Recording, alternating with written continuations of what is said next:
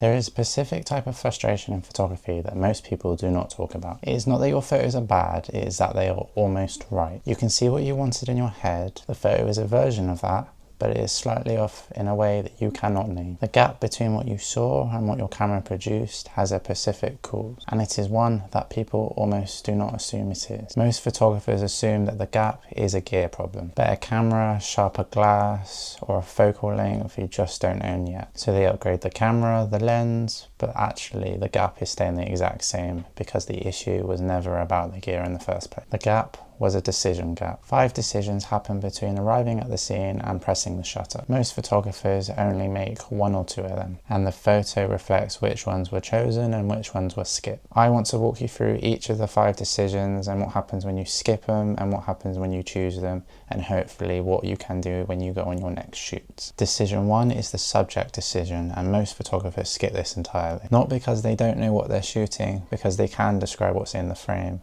but there's a difference between describing what's in the frame of the photo and what the end photo should look like, which they might not have even had in mind to begin with. What the photo is about is a harder question to ask because it requires you to describe it in 1 sentence before even pressing the shutter off your camera. When you cannot answer it, you are collecting the scene instead of photographing it. Try to capture the atmosphere, the feeling of being there, and in the end you just collect scenes that disappoint you later. It looks busy and nothing catches your eye. You're looking around at the photo, but nothing is the standout point in the photo. The photo is not bad, it's just that it is not about anything. The fix is to ask yourself that 1 sentence before you even raise the camera. What is the photo about? If you cannot answer it in 1 sentence, you're not ready to raise your camera and take that photo. It sounds slow, but in practice it only takes 5 seconds, and it will make your photos stand out and become more intentional than if you don't ask yourself that 1 sentence. It sounds slow, but in practice it takes about 5 seconds,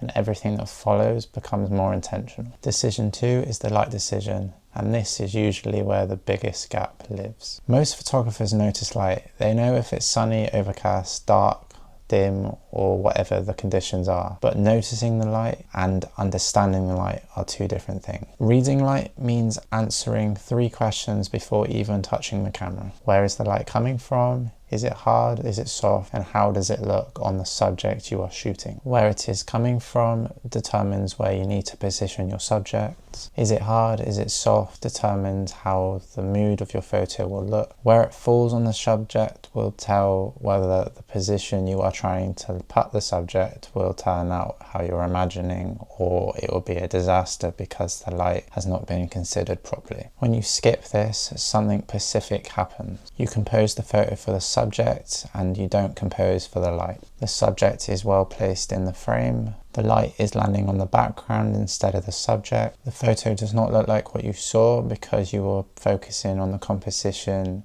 and not what the light was doing to your photo. 3 questions, 30 seconds before anything else. Decision 3 is the composition decision, and most photographers confuse this with arrangement. Composition is not about what to include in the frame, it's actually what to remove out of the frame. Every element of the frame either competes with it or supports it. There is no middle ground. It's either actively supporting it or it's actively hurting your photo. The question is not how do I arrange this, it's what does not belong in this photo. When you skip this decision, you include too much. The subject is there, but so is that bin in the background, the person, that bird, the sign.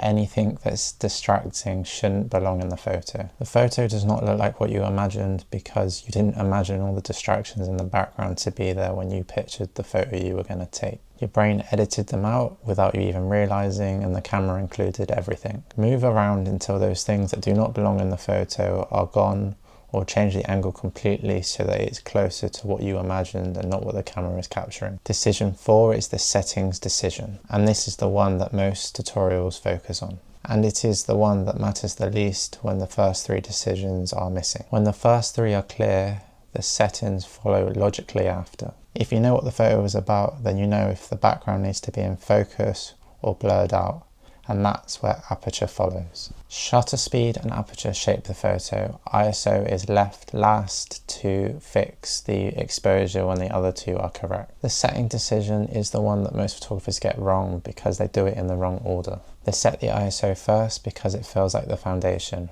It is not. Shutter speed and aperture are creative decisions. ISO is a mathematical decision. What you decide is what you feel is right for you and not what is perceived to be correct. When you set the ISO first, everything else is a compromise. When you do the other two first, ISO is the one that fixes the other two so that it works in unison and not tries to fight each other. Decision 5 is post-production. Most photographers use Lightroom for this, which is the problem. Editing intention is not something you see after looking at the files. It's something that you decide before even pressing the shutter and lifting up that camera. What is the mood of this image? Is it warm? Is it cool? Is it high contrast? Is it low contrast? The skin tones and the environment should be prioritized first though. When you know this before you shoot, this supports your in-camera decision. The white balance you set, the exposure you use, the color profile that you've chosen, all should lead to the end result at the end. When you decide this in Lightroom, you're looking at a bunch of photos depending on how many you've shot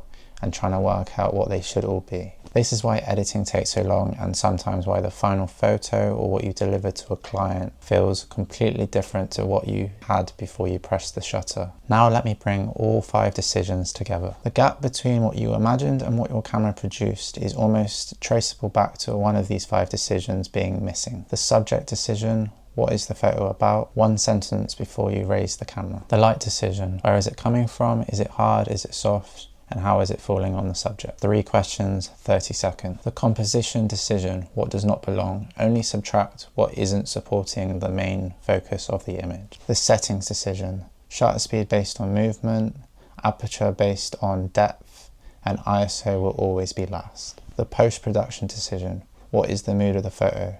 Decide this before you press the shutter and not when you're going and editing through the photos. 5 decisions, all made in sequence, each one informing the next. When all 5 are clear, the image matches what you imagined. Not because you got lucky, but because all the decisions pointed to the same result. If you want to build this into a consistent process instead of constantly thinking about what you're doing, there is a 14-day free email series in the link below. It will all help go into more detail of everything I've explained into this, and should give you more clarity on what's going wrong with your photography and maybe point out what is going right for you if you don't know what is already. It's all free and it's just below if you're interested.